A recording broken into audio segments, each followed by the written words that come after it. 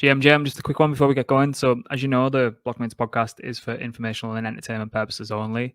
Certainly shouldn't be considered as financial advice. We have absolutely no idea what we're talking about half the time. So, any investment decision you do make should be based on your own research and your understanding of the risks involved. One more thing as well, there's around 50% of people who listen regularly who aren't subscribed yet. So, if you please could just do us a favor and hit the subscribe or the follow button or the like button, helps content grow, helps us grow, helps it reach more people like yourselves, and it means the world to us as well. So that's the last I'll ask of you. So yeah, let's get to the episode. GM, and welcome back to the channel. In this one, we're breaking down API3 and their solution to the Oracle problem. Now, what is that problem? A quick TLDR. Blockchains are isolated systems. They don't have access to off-chain data, and so they require someone to bring the off-chain data on-chain, an Oracle. This is absolutely key to any DeFi application. Think about all the requirements for price feeds. They all must use them, and so without Oracles, DeFi really doesn't work. So by definition, an API is a software intermediary that allows two applications to talk to one another. Therefore, API3 is the API provider for Web3. Now make sure you also follow up here with some reading of the Blockmates article by Ollie on API3. But let's jump in. So we're on DeFi Llama here on the Oracle category. Now, if you just think about it, Oracles are of paramount importance to everything DeFi. If you need a price feed for your DEX, or maybe you need the latest sports results for your betting DApp, you need an Oracle to provide you with that information. And hopefully the Oracle will be doing that in a secure manner with trust minimized. Now, as you can see from the graphic here, you have billions of dollars in TVS. That is total value secured by these oracles. Of course, we have the biggest player in town, Chainlink, operating on many different chains, securing a lot of value there. But down in 8th position, you have API3. Currently on, it states 16 chains on DeFi Llama. They did integrate Metis just yesterday as I'm filming. So at least 17 chains they're operating on right now and securing over $1 billion in TVS. So if you've got a DApp and you require, say, a data feed, maybe it's Bitcoin to USD, you need to use an Oracle provider in order to get that reliable data. Now, this is obviously very important that you have trusty data due to the fact manipulations to prices have dire consequences. There's a lot of money at stake in DeFi. If you think about it, your liquidation thresholds, if you manipulate a price, you can enforce liquidation on people, and this could be to the tunes of millions or even billions of dollars. There's also some very nefarious actors in the space. We've got some key case studies. Ollie goes into this within the Blockmates article, showing that Avi Eisenberg, who did the famous Mango Market's exploits, actually manipulated the price of an illiquid asset, the Mango Market's native token Mango. He bought a load of it up on spots and pushed up the price on perps to inflate the value of it, then deploy it into Mango Markets and use it as collateral to take out a loan of more stable assets like USDC and ETH. And of course, he's never going to repay that loan. He's manipulated the prices there and of course extracts huge value and leaves a massive loss for that protocol. So this highlights the need for secure, reliable data. And we're going to dive into how API3 achieves this. So API3 uses first-party oracles. We're going to define the difference between first-party oracles and third-party oracles. And later in this video, we'll go into the secret sauce of how these first-party oracles actually work. So with a first-party oracle, the oracle that brings the data on-chain is actually the data source themselves. So if we use CoinGecko as an example, you would get the data straight from CoinGecko as the source. Therefore, your data source is the API provider. Now, this is achieved by getting the data sources to run oracles themselves and then aggregating those answers to get an end result. So with this method, you have verifiable proof of data. You can see who brought it to you, and you can check that on chain. So this is a very robust approach, and this is the approach of API3. Then with a third-party oracle approach, you have data sources claiming that their data comes from CoinGecko in this example, and you have a more trust me bro kind of process. This introduction of an intermediary or a middleman adds costs, and it also adds those trust assumptions, which of course comes with additional risk. So API3's first party approach eliminates the middleman. Now, just to add some more color to the kind of background here and what is really holding back Web3 and the business approach from API3. So there's a huge demand for data from blockchain applications. There's simply just not enough APIs connected to blockchains to actually foster the growth that we require. So if we want Web3 to grow, this unavailability of APIs is a real issue. So how does API3 tackle this? Well, what they've done is created a solution to remove many of the pain points and make it a lot smoother for API providers to bring their data on chain, because currently third-party oracles have been the kind of dominant force in the oracle market, as it's been quite difficult and even risky for API providers to run their own first-party oracles. But this is where the Airnode's technology comes in.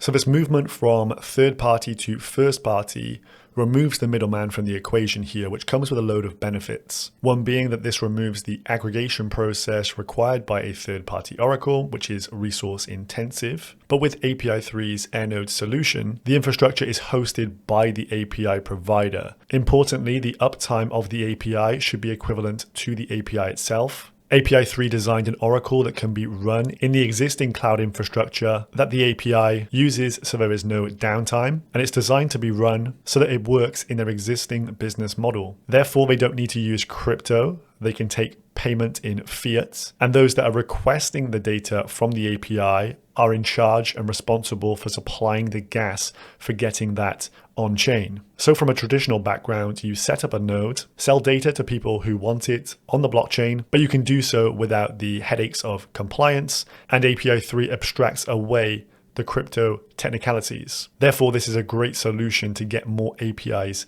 into Web3. So on screen, some of the pros and cons of first versus third-party oracles, but some of the real annoyances of third-party oracles are that they introduce a centralization risk, and this could be a systemic risk to many DeFi apps. For malicious actors, it's easy to exploit a third-party oracle, very hard to do that with a first-party. They also come with trust assumptions, and one of the early mantras of crypto is don't trust, verify. They also lack on-chain transparency, whereas you have cryptographic proof with a first-party oracle. Then finally, in terms of efficiency, third-party oracles are usually a lot more expensive than first-party, a cost which is often pushed onto Dapps and consumers. For the Web3 economy to thrive and grow, we need more APIs to come into the ecosystem. So you can think of Airnode as kind of the supply side being pulled into Web3. So via very simple onboarding methods, you can actually bring in more and more APIs. And as they state, Airnode is the Web3 Oracle solution for the API economy. So if we just look at some of the key features down here, they've designed Airnode to be as effortless in its operation as possible. So low lift, low maintenance for data providers to get involved. They've also got full multi-chain accessibility as well, as mentioned on many different chains right now. And for the providers, there is zero cost to actually integrate. And so you can kind of think of that as future-proofing the business models, as you can gain easy access to the growing Web3 economy. And there's no trust involved here either. You're just simply connecting your API to the blockchain directly without middlemen, as we discussed. So through the website, there is a click through to chainapi.com. So this is the actual gateway into Web3 for the data providers. And as you'll see if you scroll through this, they do abstract away technical jargon around crypto. They make it seem very easy for Web2 centric businesses in the data industry to plug and play with API3's Airnode infrastructure. So this is bullish in my opinion, as it's taken away a barrier to entry for these big data providers to seamlessly get involved with Web3, i.e. very dev friendly. So if we move along the production line, if you will, we have decentralized APIs, or dAPIs as API3 calls them. So this is the name given to the API feeds coming direct from source to the smart contracts themselves. And as you can see from the diagram down here and the explainer, each dAPI is a human readable name, i.e. ETHUSD as a price feed with an associated feed ID. So you can think of dAPIs like ENS names, and just like an ENS name maps to an ETH wallet, these dAPIs maps to a specific data feed which can be verified on chain with full transparency. So on the more demand side from Dapps, they want to integrate with decentralized APIs like this. You have multi-sourced data feeds from reputable providers, as you can see on screen, 12 Data, CoinPaprika, even CoinGecko. And with this aggregated data, the data feed represents the aggregated median value of the data feeds in sum there. So in terms of the contrast between a third-party oracle and first-party oracle, you could see why as a dApp, you'd want to integrate with first-party oracles. And one final drawback that has been eliminated here with their solution is that they have native chain aggregation. So eliminating the use of cross-chain bridges where hacks have occurred in the past, while API3 dAPIs aggregate their data directly on the native chain, thus improving security to a decentralized application. So we've seen both ends of the spectrum there, how they're actually getting the data providers to come and supply data on chain, and then how the dApps would want to utilize said data for its robustness, security, etc. But how do these two meet up? Well, API3 has its own API market. So bringing together supply and demand into this one neat location, as they say, data on demand. So this is actually a kind of plug and play self-service, if you will, kind of like a Netflix streaming service, but for data, where you would simply come in here, choose the chain that you wish to get a data feed for.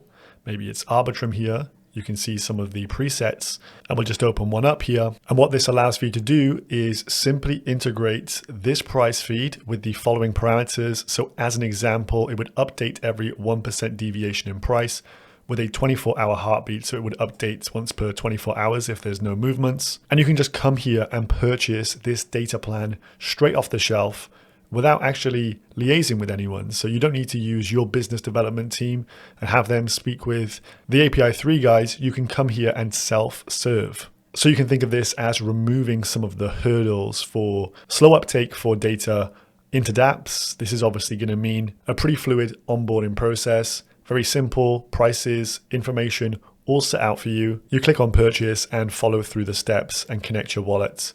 And all of the costings are there for you in one neat place. So super easy, intuitive to use, and a very elegant design.